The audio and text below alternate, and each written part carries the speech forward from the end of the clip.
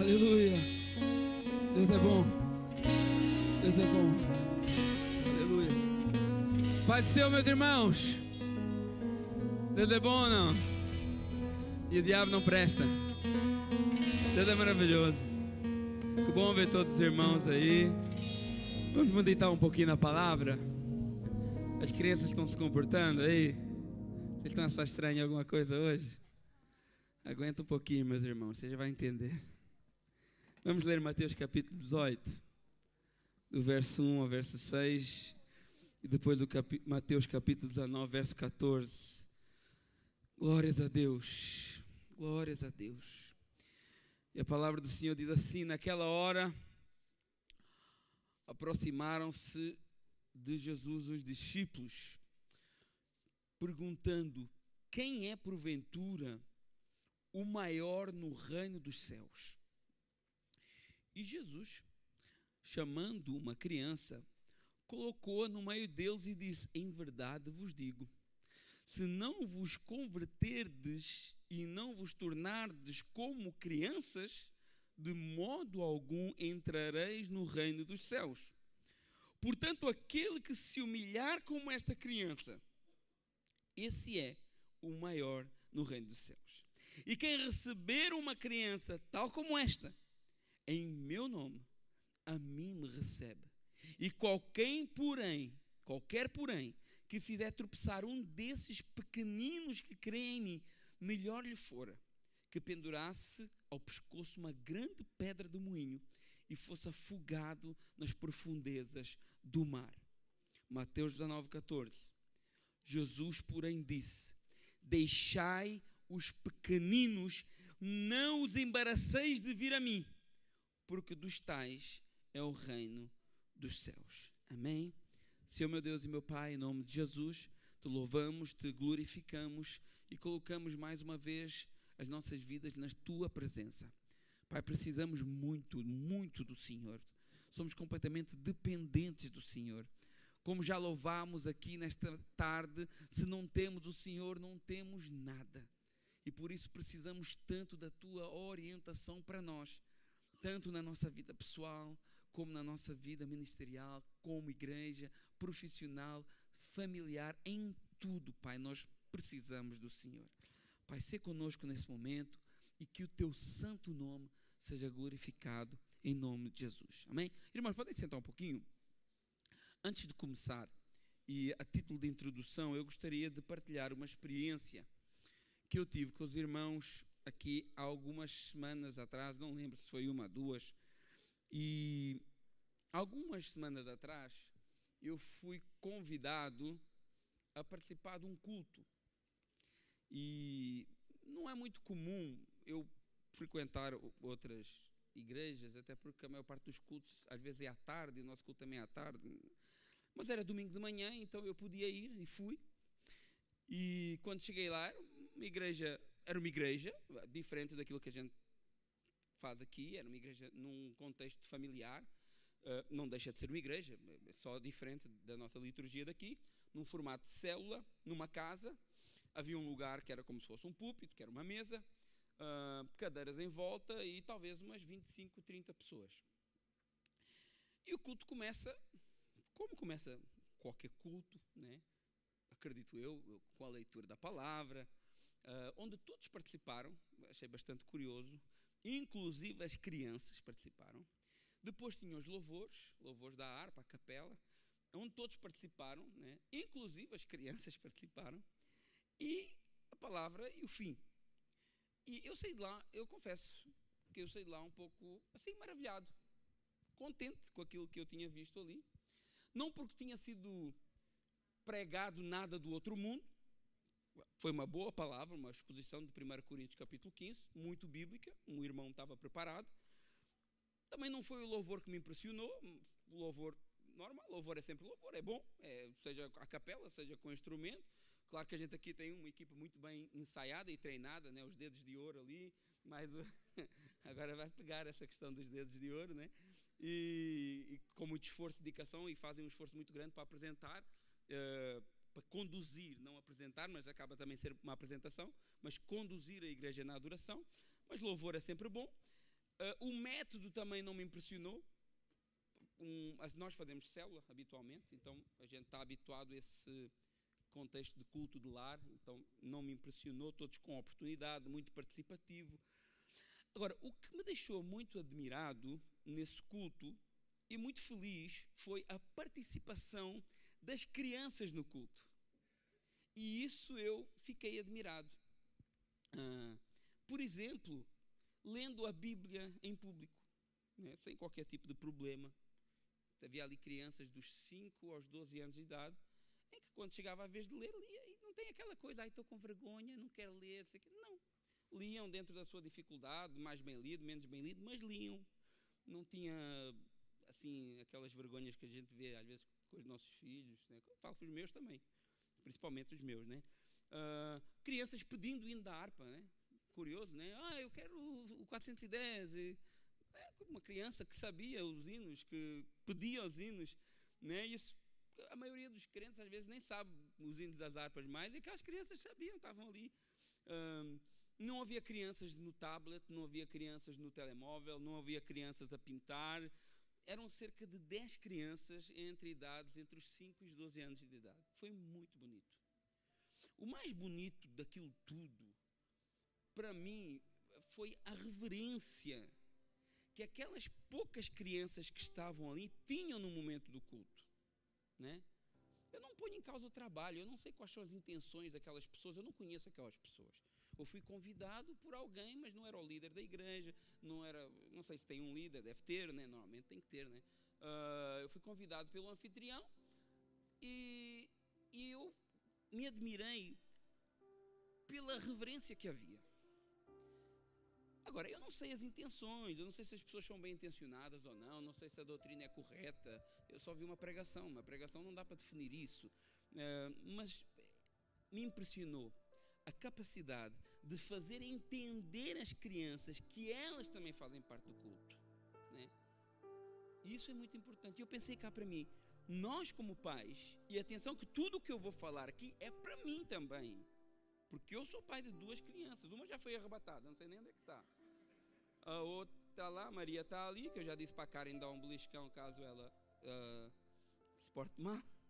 E eu pensei assim, existe qualquer coisa que nós como pais e como igreja estamos a fazer errado.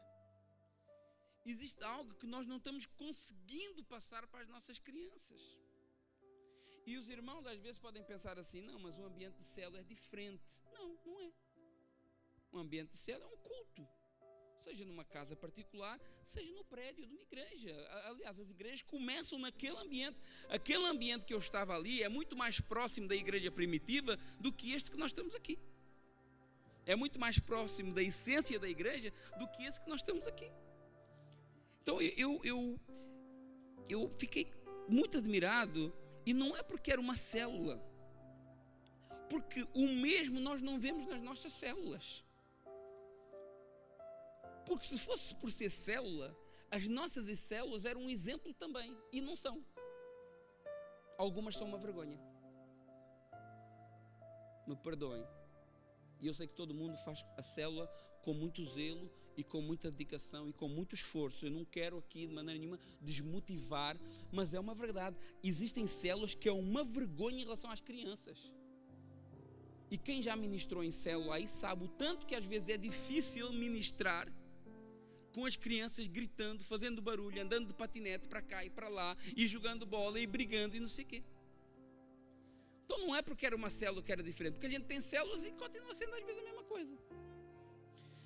E algumas células melhorou, graças a Deus, é verdade, porque é um assunto que já tem-me vindo a incomodar de há uns meses para cá, muito antes de eu ter participado desse culto. Não é o pastor agora foi lá e pronto, e Deus falou com ele lá. Não, é uma coisa que eu já tinha falado aqui com alguns irmãos da liderança, e eu já tinha partilhado com os irmãos também num culto de ceia, se não estou em erro, sobre essa importância que nós temos que passar para as crianças, porque nós passamos para as crianças que o culto delas é lá na salinha, né? E eu estava vendo um estudo muito interessante, um estudo cristão, e que diz que cerca de 60 a 70% das crianças criadas em igreja deixam os caminhos do Senhor depois dos 18 anos. Olha como que isso é preocupante. Como que isso é preocupante. Isso são factos. De 60 a 70% das crianças. Então, se nós tivermos 10 crianças aqui, aos 18 anos, é a probabilidade que 7 delas não sirvam mais ao Senhor. Irmãos, isso são factos.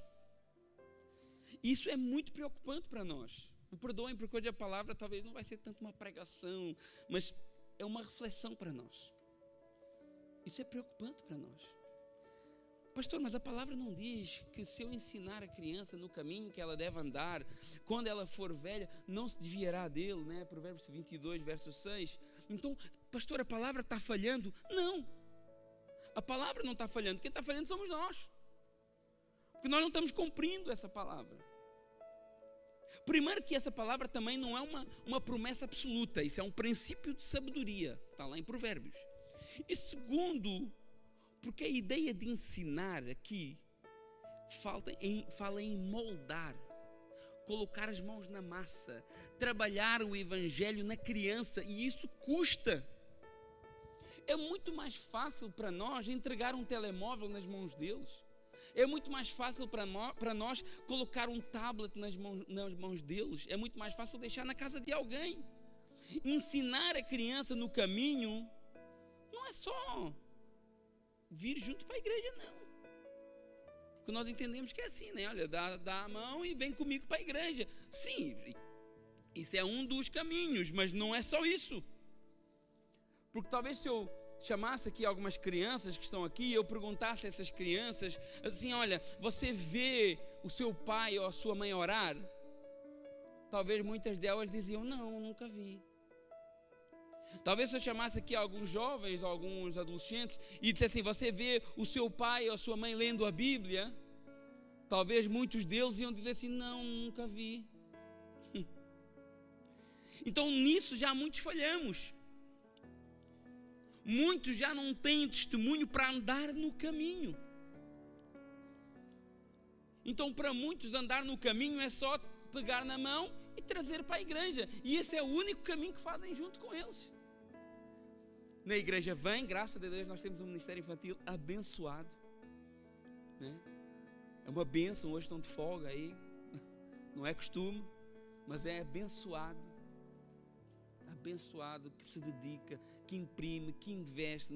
A igreja não tem miséria com o ministério infantil, é preciso comprar, compra, faz.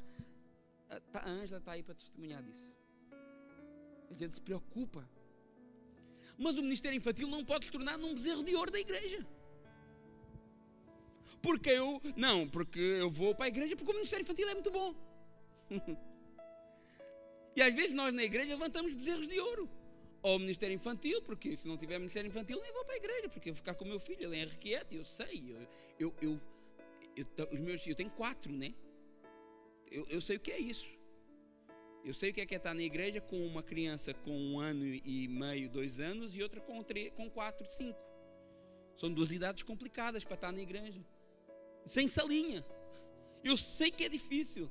Só que às vezes essas coisas que a gente vai fazendo na igreja para ajudar os pais, para ajudar para que o culto corra da melhor maneira possível, se tornam bezerros de ouro que nós levantamos na igreja. E quem fala do ministério infantil, fala do ministério de louvor. Não, eu vou naquela igreja porque o ministério de louvor é uma bênção. Um bezerro de ouro que a pessoa levantou dentro da igreja. Não sei se vocês já tinham pensado dessa maneira, mas olha, o Espírito Santo me levou a dizer, nem estava escrito aqui. Então eles vêm para a igreja, eles aprendem as historinhas da Bíblia, aprendem, e eles sabem Bíblia, os nossos crianças sabem Bíblia, né? Mas isso é a maneira mais fácil de ser pai e mãe, deixar os outros educar os meus filhos.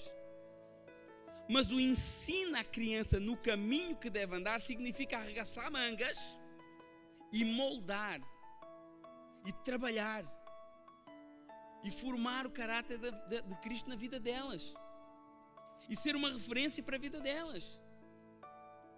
Essa estatística que eu falei de 70% das crianças é em crianças entre os 8 e os 14 anos.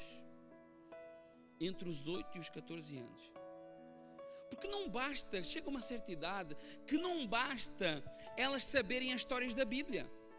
Elas têm que saber como aplicar essas histórias no seu dia a dia.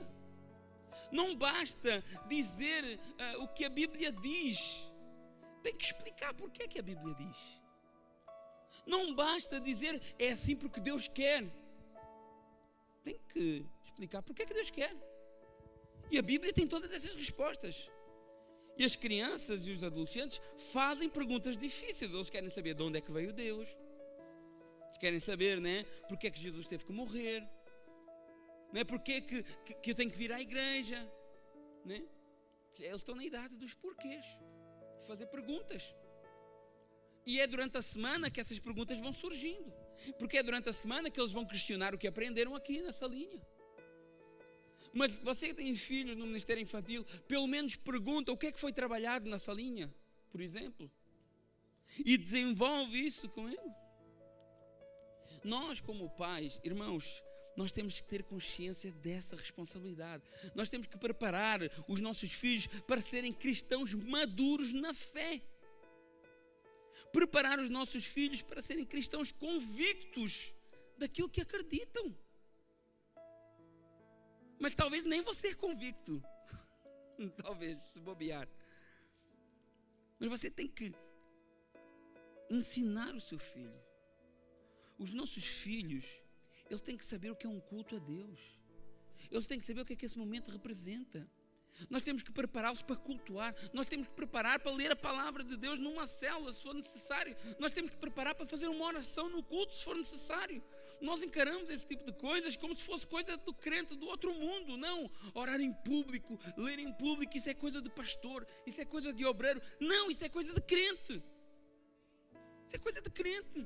A gente vai pedir a alguém para abrir uma célula que estamos num ambiente familiar. Olha, você pode abrir a célula. Ai não, pastor, eu tenho vergonha. Mas por amor de Deus, se for para falar borracha o dia todo no trabalho, não tem vergonha. Mas para falar do Cristo que lhe salvou, que lhe tirou da miséria, que tirou as camas dos seus olhos, que tirou das trevas para a sua luz, isso nós temos dificuldade de falar disso. Nós fomos chamados para testemunhar, e testemunhar implica falar. Obviamente não significa que vão ser todos pregadores, obviamente não significa que vão ser todos evangelistas, mas todos os crentes que receberam o Evangelho, que receberam a presença do Santo Espírito, quando chamados a falar de Jesus, eles vão estar aptos a falar de Jesus. Quando chamados a orar, eles vão estar aptos a orar tranquilamente e naturalmente. E quando chamados a trazer uma pequena palavra, também vão fazê-lo. O exemplo, o pastor Salim está ali, eu falei, foi apanhado no pulo, ninguém combinou nada. É pastor, não tem a ver por ser pastor, não tem nada a ver com isso. É porque ele ama a Deus. E quem ama a Deus medita na sua palavra. E não é possível que você não conheça um versículo para chegar aqui e ler. Não é possível que você não é capaz de chegar aqui, irmãos, paz do Senhor, vamos ler João 3,16, porque Deus amou o mundo de tal maneira que deu o seu único filho para que todo aquele que crê nele não pareça mas tenha vida eterna.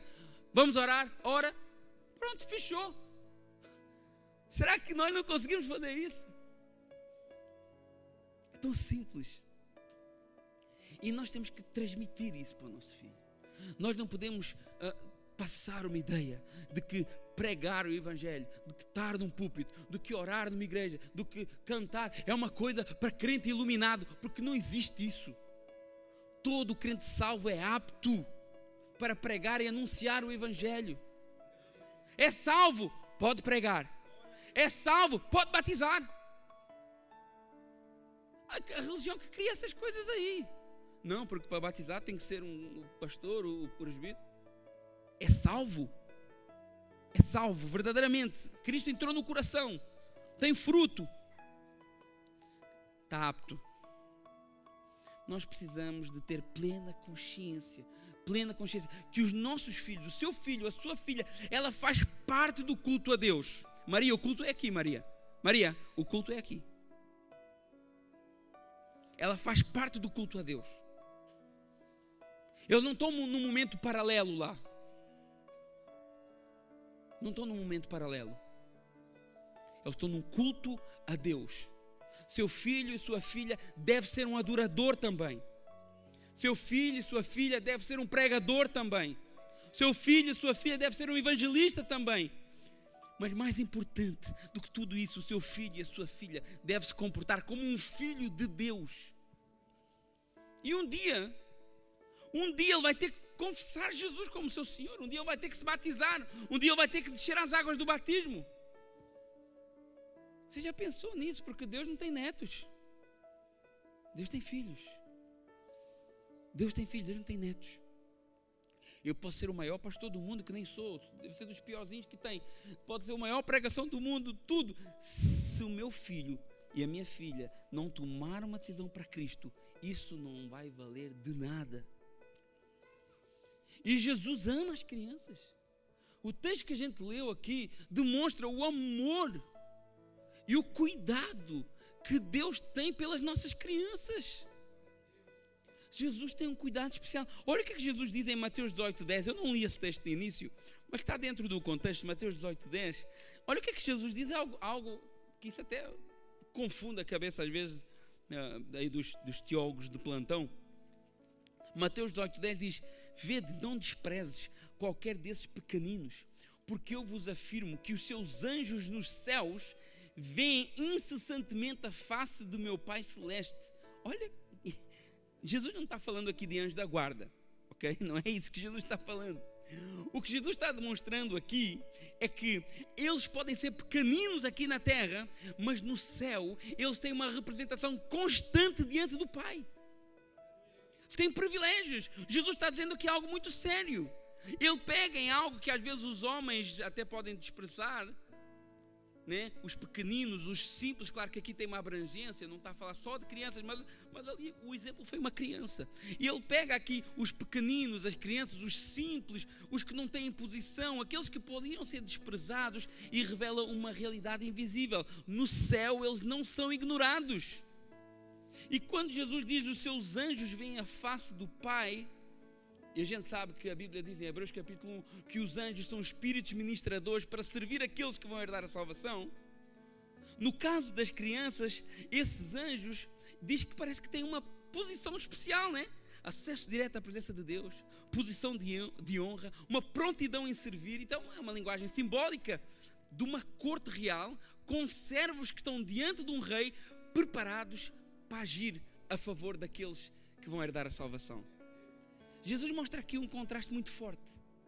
Os pequeninos na terra podem ser ignorados, podem ser desprezados, podem não ter voz, mas no céu têm representação, têm atenção constante e têm acesso diante de Deus. Jesus está dizendo: você pode não dar valor à sua criança, mas o céu dá. Você pode ignorar o ministério dela, aquilo que Deus tem para a vida dela, mas Deus não ignora. E diante dos seus discípulos, que tinham estado, esse contexto aqui, os discípulos já tinham estado com ele 3 anos. Ele está prestes a entrar para a última semana em Jerusalém. E diante desses discípulos, ele usa a crianças como exemplo. Eu queria entrar no texto agora, Mateus 18, verso 1. Ele disse: olha, naquela hora aproximaram-se os discípulos e perguntaram: quem é porventura o maior no reino dos céus? Olha a preocupação dos discípulos. Não estamos a falar aqui de fariseus. Não estamos a falar aqui de religiosos. Aqui quem faz essa pergunta são os próprios discípulos de Jesus. Gente crente, povo da igreja. A preocupação desses homens aqui era ser grande, era ser o maior, era estar em evidência. E isso não foi uma pergunta por acaso. Eles já vinham discutindo isso. Este mesmo momento é relatado por Lucas também, no capítulo 9, verso 44, e nós vemos que, aqui em Lucas dá um detalhe interessante, eles vinham pelo caminho discutindo isso, né? Lucas 9, 46, olha, levantou-se entre eles uma discussão sobre qual seria o maior. Irmãos, isso é tão atual e verdade para os dias de hoje, porque hoje na igreja é um monte de gente querendo ser grande, mais grande que os outros. É um monte de gente querendo ter razão. É um monte de gente querendo aparecer. É um monte de gente querendo estar na frente. E quando eu digo isso, não necessariamente é púlpito. Um monte de gente querendo ficar mais bem visto do que os outros. É o que a gente vê nas igrejas hoje. Igrejas competindo umas com as outras. E isso era uma discussão de pessoas que andavam há 3 anos com Jesus. Discípulos competindo entre si quem era o maior. E olha o que é que Jesus falou no mesmo contexto, mas agora na lente de Marcos, capítulo 9, verso 35. E ele, sentando-se, chamou os 12 e disse-lhes: se alguém quiser ser o primeiro, será o último e servo de todos. Os homens não entendem esse princípio. Nós não conseguimos entender, é difícil. É difícil nós entendermos esse princípio. O homem chega já quer, o homem, a mulher chega já quer fazer do seu jeito. Se não for como eu aprendi, não é. Se não for como eu fui ensinado, não pode ser, tem que ser do jeito que eu quero. Se não for como eu penso, nem participo. E diante dessa mentalidade desses homens, Jesus chama alguém improvável para servir de exemplo para eles. Mateus 18, verso 2, voltando para Mateus. E Jesus, chamando uma criança, colocou no meio deles. Jesus coloca aqui uma criança para demonstrar aos seus discípulos o que ele esperava deles. Porque enquanto os adultos querem destaque e posição, as crianças não. As crianças querem estar ativas. Elas não buscam qualquer tipo de protagonismo. As crianças querem brincar. As crianças querem estar envolvidas. Quando uma criança chega perto de um grupo de crianças, o que é que ela faz? Ela vai se aproximando. Ela vai se aproximando, ela vai se envolvendo, ela vai intrusando, e quando damos por ela, ela já está envolvida com as outras crianças brincando. Já repararam que é assim mesmo? E o mais interessante, se a gente for mais fundo nisso, é que quando as crianças começam a brincar, ninguém está preocupado em quem está na frente, em quem lidera, em quem vai mandar. Mas, quando você percebe, já existe uma delas que está comandando as outras. E todas acompanham aquela liderança naturalmente. Isso é verdade ou mentira o que eu estou a dizer? A criança não luta por posição. A criança não disputa liderança. A criança não precisa provar nada. Ela simplesmente é criança.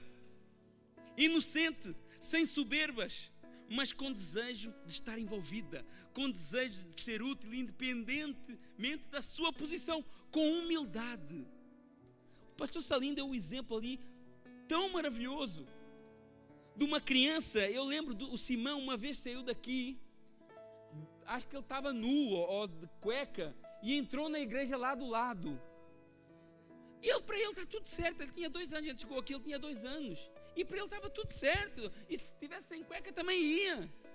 Não sei se foi nu, se foi de fralda, já ainda não usava fralda ainda, não sei. E para ele está tudo bem. Hoje já não. Hoje, se eu tiver pessoas na sala e ele tiver a tomar banho, ele pede: pai, fecha a porta. Já mudou. A criança vai mudando também. Ela vai tendo consciência do que é certo, do que é errado, né? E olha que Jesus diz: olha, em verdade vos digo, verso 3, Mateus 18, em verdade vos digo que se não vos converterdes e não vos tomardes como crianças, de modo algum entrareis no reino dos céus. Olha que palavra poderosa e séria para nós, porque Jesus não está dando aqui uma condição para diácono, uma condição para pastor, uma condição para líder. Jesus está dando uma condição para entrar no reino: humildade como fruto da fé. E atenção, porque o conceito de humildade que muitos nós temos, às vezes nem é humildade.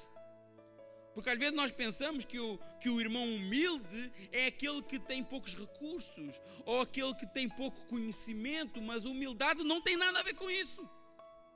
Humildade não é ausência de recursos. Humildade não é ausência de conhecimento. Humildade não é não ter. Humildade é não se exaltar pelo aquilo que tem. Humildade não é saber pouco. Humildade é não se orgulhar daquilo que sabe. Porque no reino de Deus, o problema nunca foi ter ao saber, o problema sempre foi querer ser maior do que os outros. E foi isso que estava acontecendo com os discípulos. Eles estavam discutindo. E Jesus diz, olha, não, para com isso aí. Se tornem como crianças. Ou seja, abram mão das necessidades de provar que são maiores do que os outros. Porque no reino, quem quer ser primeiro, que faz-se a si mesmo o último. Quem quer ser grande, torna-se servo de todos. Deus não rejeita quem tem muito. Deus rejeita quem se exalta por isso. E Ele exalta aquele que, mesmo tendo muito, permanece humilde diante dEle. No reino de Deus, meus irmãos, grande não é quem sabe mais, nem quem tem mais, é quem se humilha mais. É isso que funciona no reino de Deus. Tem uns dias desses, uma irmã chegou perto de mim e ela falou assim, ai pastor, eu passo a vida pedindo perdão a pessoas que na realidade foram elas que erraram comigo. E ela estava indignada com isso. Eu passo a vida a pedir perdão a pessoas que erraram comigo. Elas erram comigo, mas toda hora eu vou lá e peço perdão. E eu respondi assim para ela, olha, isso é coisa de crente mesmo. Isso é coisa de crente mesmo. Só crente consegue fazer isso. Só crente consegue se fazer inferior ao próximo. Só crente consegue se colocar numa condição de culpado, quando na realidade o culpado é o outro. E sabe porque é que o crente faz isso? Porque foi isso que nós aprendemos do nosso Salvador. É esse o exemplo que nós temos do nosso Salvador. Hoje os crentes querem andar armados. Eu não estou a falar de porte de arma, mas prontos para responder. Ignorância com ignorância, estupidez com estupidez, brutalidade com brutalidade, soberba com soberba. Os crentes hoje querem debater, é o dá e leva. Eu sou crente, mas a minha boca não é. Eu sou crente, mas o meu braço não é. Nós estamos preocupados com o ego. Agora a criança não. A criança quer brincar. A criança quer estar envolvida. A criança quer estar no meio. Faz birras, também faz, mas logo, logo passa. Agora tem uns crentes velhos que ficam com a cara amarrada anos e não pede perdão e fica embuchado e se afasta e sai da igreja. Sabe por quê? Porque não sabe se humilhar. Não sabe ser como criança. E Jesus foi bem claro. Portanto, aquele que se humilhar como essa criança será o maior no reino de Deus, no reino dos céus. Pastor, mas Paulo diz que a gente não pode ser como meninos. Não é? Parece que está meio contraditório essa palavra hoje. Romanos capítulo 14, versos 20. Não sejais como meninos.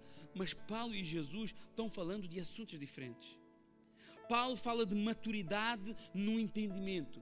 Paulo fala de discernimento do certo e errado. Paulo fala de saber identificar a doutrina correta, doutrina errada. Paulo fala de estabilidade espiritual e emocional. Jesus está falando de algo mais profundo. Jesus está falando de atitude do coração. Jesus está falando de humildade diante do próximo, da dependência de Deus em qualquer circunstância, da ausência de orgulho e na capacidade de submeter ao próximo. Que é isso que o cristão deve ser, como criança no coração, humilde, dependente, sem ambição egoísta e adulto no entendimento, firme na palavra, maduro na fé, discernindo o certo e é errado. E Jesus continua no verso 5: e quem receber uma criança tal como esta, em meu nome, a mim recebe. O que é que Jesus está ensinando aqui? Depois de falar sobre tornar-se como criança, Jesus avança agora para outro patamar.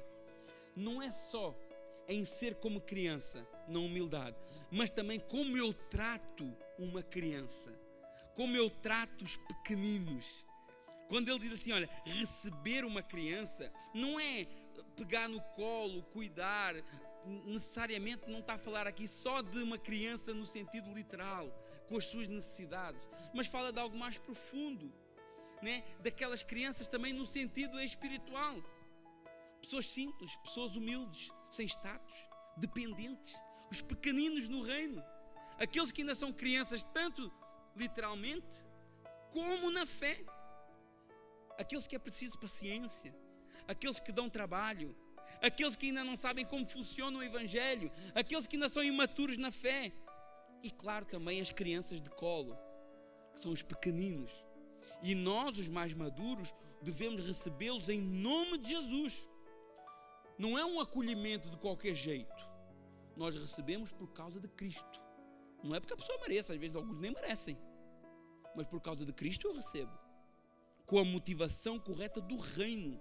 Reconhecendo que pertencem a Jesus. E Jesus está dizendo, quem recebe um desses, está recebendo o próprio Cristo. E isso tem que mudar tudo como você trata as pessoas. Os novos convertidos, as crianças, aqueles que não têm nada para te oferecer, aqueles que às vezes parecem os mais desprezíveis. Como vocês tratam esses pequeninos revela como você trataria Jesus. E os discípulos estão aqui discutindo quem seria o maior. E Jesus responde, não só com um chamado à humildade, mas também com a valorização dos mais pequenos, dos mais imaturos. Porque para Jesus não é sobre subir e ser grande, é sobre descer e acolher os que estão num patamar mais baixo. É sobre eu me colocar no nível dos mais pequenos. E essa mentalidade dos discípulos era errada. E essa mentalidade dos discípulos de quem quer ser o maior leva às vezes a gente a ignorar os que aparentemente não têm valor, a valorizar só aqueles que têm muitos seguidores, só aqueles que têm muita influência, a desprezar os simples e os humildes. Mas a mentalidade do reino é honrar pequenos, acolher simples e servir sem interesse algum. E quem nós por vezes ignoramos pode ser exatamente alguém que Cristo valoriza. E olha o perigo disso. Mateus capítulo 18, verso 6 continua: qualquer que fizer tropeçar um desses pequeninos que crê em mim, melhor lhe fora que pendurasse ao pescoço uma grande pedra do moinho e fosse afogado na profundeza do mar. Irmãos, fazer tropeçar, a palavra escandalizo, que é de onde vem a nossa palavra escândalo, é colocar uma armadilha, fazer cair numa cilada, levar alguém ao pecado. Fazer tropeçar não é somente ensinar o caminho errado. Fazer tropeçar não é somente não trazer para a igreja. Fazer tropeçar é interferir no caminho de alguém com Deus.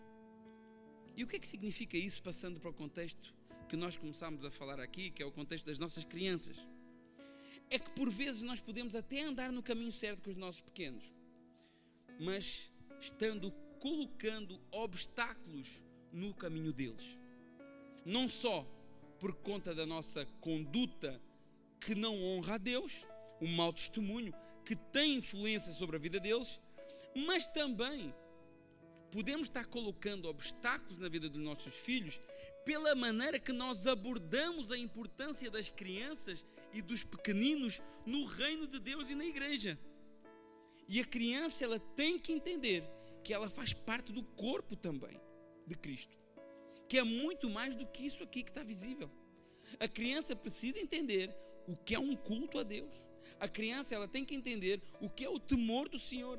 A criança, ela tem que entender o que é o Evangelho. E isso é responsabilidade dos pais.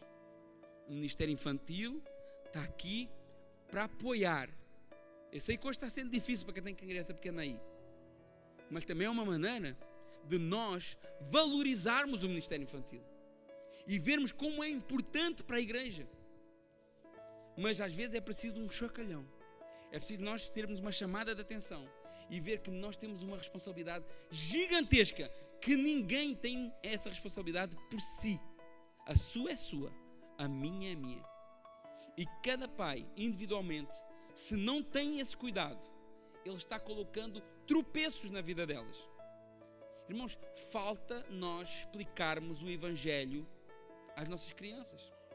Mas nós estamos substituindo o Evangelho por telemóveis, por tablets, por videogame, por atividades sem fim. E eu não quero endemonizar essas coisas, né? Mas isso não vai ajudar. Essas coisas, pelo contrário, vai ser veneno na vida delas. E nós não estamos a ensinar o Evangelho às crianças. E as crianças têm que conhecer o Evangelho. E conhecer o Evangelho não é conhecer as histórias da Bíblia. Nós estamos ensinando as histórias da Bíblia, mas nós não estamos ensinando o Evangelho. E são coisas diferentes. Eu vou dar só um exemplo, de dezenas de milhares de exemplos. A gente chega para a criança, e se eu perguntar aqui qualquer uma dessas crianças, eu tenho a certeza que ela vai saber quem matou Golias. E a gente ensina a criança assim: olha, você tem que ser como Davi, enfrentar os gigantes na vida, em nome do Senhor dos Exércitos. Mas essa não é a mensagem do Evangelho que a passagem de Davi e Golias quer passar. A história de Davi e Golias, nós não somos Davi. Entenda, na história de Davi e Golias nós não somos Davi. Nós somos o povo de Israel, que enfrentava um inimigo, que enfrentava a vergonha, que enfrentava a afronta, que enfrentava o desprezo, que estava perdido, que tinha medo, que não tinha esperança. Nós somos o povo de Israel, assim como nós, que temos um grande inimigo, o pecado, a carne, Satanás, e ficamos desesperados, e ficamos envergonhados, e nos sentimos perdidos, e não tínhamos esperança, uma luta que aos olhos humanos nós nunca poderíamos vencer, assim como aquele povo lá de Israel. Mas assim como Davi foi em representação de um povo sozinho lutar contra um gigante que atormentava o povo de Deus, Jesus foi sozinho para a cruz, em nossa representação, vencer um inimigo que nós nunca poderíamos vencer. Tragada foi a morte pela vitória. Onde está a morte, a tua vitória? Onde está a morte, o teu aguilhão? E porque Davi venceu Golias, o povo foi liberto da opressão dos inimigos. E assim como porque Jesus venceu a morte, nós temos vida em Cristo, nosso Senhor e Salvador. Aleluia. Entendem a diferença entre ensinar histórias da Bíblia e ensinar o Evangelho? É muito diferente. E nós temos que ensinar o Evangelho, porque senão eles podem aprender a Bíblia de capa a capa. Se eles não conseguirem olhar para a história de José e ver Jesus, que salvou a sua família, que tinha uma capa do Pai, como Jesus falou: olha, mostra-nos a minha glória como eu tinha contigo antes da fundação do mundo, que foi traído pelos irmãos por 30 moedas, por 20 moedas de prata, como Jesus foi traído por 30 moedas de prata, que desceu ao poço, à sepultura, mas que depois subiu, que desceu ao mais fundo cárcere para se levantar como governador do Egito. Assim como Jesus desceu à sepultura para se levantar Rei dos Reis e Senhor dos Senhores. Entendem a diferença de ensinar histórias da Bíblia e de ensinar o Evangelho? Aleluia. Meninos, meninas, crianças, presta atenção aqui, criança. Agora para criança. Sempre foi para criança, mas presta atenção. No mundo vocês vão ter muitas lutas, jovens também, muitas lutas, muitas dificuldades. Vocês vão ter, às vezes o pai e a mãe não vai estar sempre lá, né? Vocês vão ter que, às vezes vai haver situações que vocês vão estar sozinhos, aparentemente. Mas sempre que vocês clamarem pelo nome de Jesus, quando vocês estiverem sozinhos na escola, aquele amiguinho querendo fazer mal, clama o nome de Jesus. Jesus está lá com vocês. A Bíblia diz que os vossos anjos estão diante da face de Deus e eles são espíritos ministradores para irem ao auxílio daqueles que vão herdar a salvação. Crianças, não tenham dúvidas do Cristo que vos salvou. Crianças, jovens, Jesus morreu por vocês. Hoje a Maria tentou me enganar lá. Aí eu fiquei chateado com ela. E eu disse assim para ela: estás a ver porque é que nós precisamos de Jesus? Eu falei assim para ela: entendes porque é que nós precisamos de Jesus? Porque nós somos falhos. que nós somos pecadores. Porque às vezes nós dizemos uma meia mentirinha, uma meia verdade, que parece verdade, mas afinal não era tão verdade. Uma parte é verdade, outra parte não é. E eu falei com ela, percebes porque é que nós precisamos de Jesus? Nós temos que ensinar os nossos filhos que eles são dependentes de Jesus. Eles têm que ter em Jesus o seu ídolo, o seu herói. O seu herói. Porque Ele é o nosso único herói. Ele é o nosso verdadeiro herói. Nós estamos com eles, não sei, eu quero acompanhar os meus filhos. Se eu pudesse acompanhá-los até eles terem 90 anos, e obviamente eu morrer primeiro, eu acompanharia, mas a gente sabe que vai chegar uma altura que o pai não vai estar, a mãe não vai estar, mas o Pai do céu vai estar. Esse nunca vai deixar, esse nunca vai nos abandonar. E vocês, crianças, eu sei que talvez vocês não consigam entender tudo do Evangelho, mas creia que Jesus, Ele ama vocês. Ele morreu numa cruz para vos salvar. E Ele deseja muito, muito ter um relacionamento com vocês também. Ele não quer ter só um relacionamento com os adultos. Ele quer ter um relacionamento com as crianças, com os jovens, com os mais velhos, com os mais novos, com todos. Pedro diz assim, olha, a promessa é para os filhos, para os velhos, para os jovens, para todos quantos nosso Senhor chamar. E vamos ficar de pé. Aleluia. Glória a Deus. Um dia os nossos filhos, eles vão ter que tomar uma decisão para Cristo. Aleluia. Eles vão ter que decidir por Jesus. Eles vão ter que confessar publicamente: Jesus, eu amo o Senhor. Ainda que eu às vezes não conheça tão bem, mas eu entendo que eu preciso do Senhor. Eu entendo que só no Senhor eu tenho salvação. E um dia as nossas crianças, elas têm que tomar essa decisão. E eu queria fazer um convite não só para as crianças, mas qualquer um que aqui esteja, que o Senhor tenha tocado no coração. Se existe alguém aqui que deseja entregar a sua vida a Jesus, seja criança, seja jovem, seja adulto, alguém aqui que deseja, olha, eu quero Jesus, eu quero tomar essa decisão para Jesus. Aleluia. Glória a Deus. Aleluia. Aleluia. Glória a Deus. Existe mais alguma criança, jovem, adulta, adolescente que queira tomar essa decisão para Cristo? Gustavo já está aqui. Foi o primeiro da fila. Ele entendeu. Na realidade, ele já tem esse desejo há um tempo. E ele entendeu que ele precisa de fazer isso. Certamente tem o testemunho dos pais em casa, um testemunho que é brutal. Um dia a gente vai convidá-los para estar a testemunhar aqui. E tem também um ensino na igreja. Aleluia.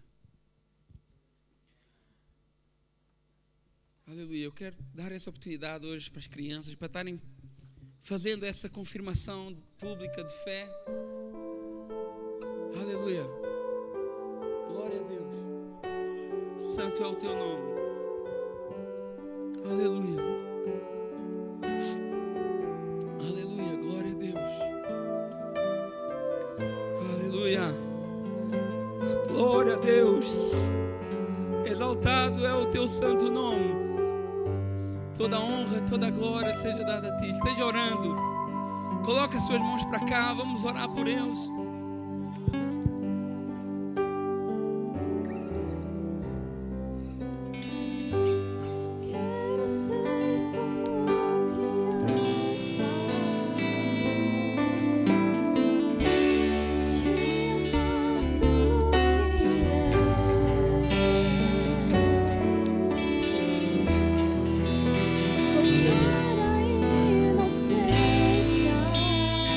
Glória a Deus.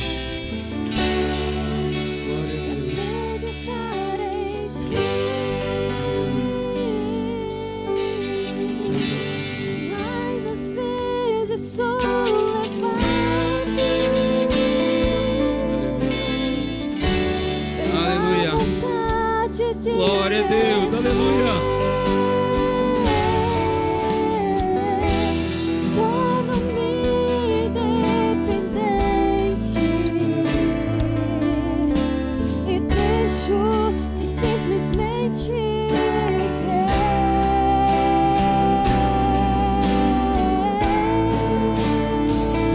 Oh, aleluia. Não posso viver longe do teu amor, Senhor. Não posso viver longe do teu afago, Senhor. Eu não posso viver longe do teu abraço,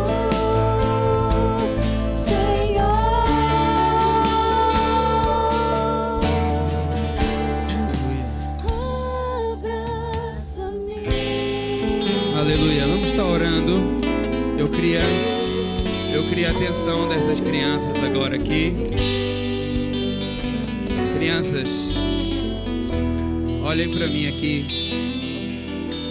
A palavra do Senhor diz que a gente tem que confessar com a boca e crer com o coração.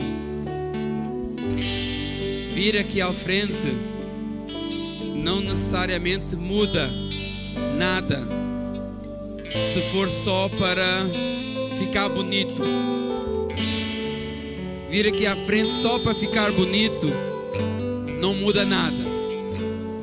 Agora, se vocês sentiram no vosso coração que não há outro caminho que não Jesus, se vocês sentiram no vosso coração que não existe outra solução para a nossa vida que não Jesus, então eu quero convidar vocês a fazer uma oração. Eu quero que vocês repitam comigo. Eu vou vos ajudar nessa oração. Vocês vão fechar os vossos olhos. É sério, é um momento sério, é uma decisão séria. Eu não quero fazer isso para a câmera, para mostrar. Não me interessa nada disso. Eu quero que vocês estejam conscientes daquilo que vocês vão dizer. Eu sei que existem crianças muito pequenas aqui, mas os pais estão assumindo aqui um compromisso também publicamente. Então, crianças, vamos fechar os nossos olhos. Vocês vão repetir aquilo que eu vou dizer, tá bom? Senhor Jesus, eu entrego a minha vida nas tuas mãos. Eu entendo que o Senhor é o meu Salvador, que morreu pelos meus pecados, que ressuscitou para que eu tivesse vida eterna e que um dia virá me buscar para estar com Ele para sempre. Senhor, cuida da minha vida, nos meus medos, nas minhas dificuldades, nos meus problemas. Cuida da minha família e que a minha vida seja para a glória do teu nome, em nome de Jesus, amém. Glória a Deus, aleluia, aleluia. Vamos, espera, fica. Agora a igreja vai orar com eles. Vamos orar por eles. Continua com os olhos fechados. Põe as suas mãos assim. Vamos abençoar a vida das nossas crianças. Senhor, meu Deus e meu Pai, obrigado, Pai, porque o Senhor preparou esse momento para nós. Obrigado, Pai, porque o Senhor está dirigindo o teu povo e a tua igreja. Guarda, Pai, a vida de cada uma dessas crianças, em nome de Jesus, ó Pai. Não posso viver longe do teu afago, Senhor. Não posso viver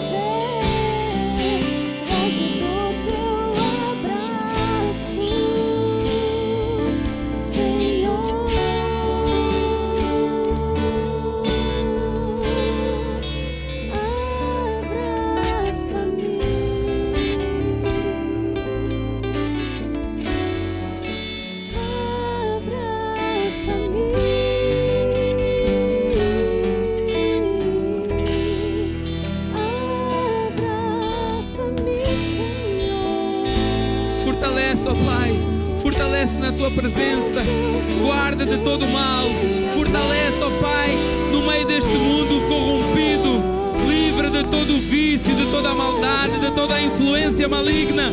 Oh Pai, que o Teu Santo Espírito possa estar habitando, dirigindo, guiando a cada passo das suas vidas, Pai.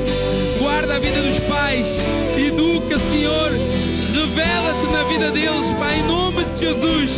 Que o Teu nome seja glorificado, Senhor, na vida delas, Pai, e que tudo o que foi falado e feito sobre elas e através delas seja para a glória e para o louvor do Teu santo e poderoso nome, em nome de Jesus. Amém. Glória a Deus mais uma vez. Uma salva de palmas para o Senhor.